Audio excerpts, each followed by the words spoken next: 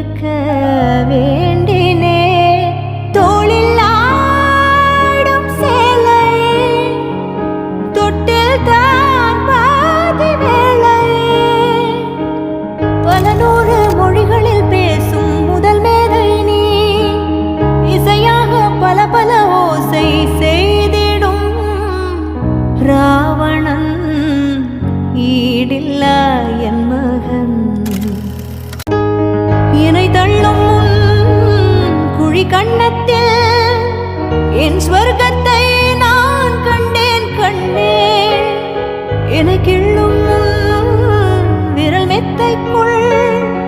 என் மொத்தத்தை நான்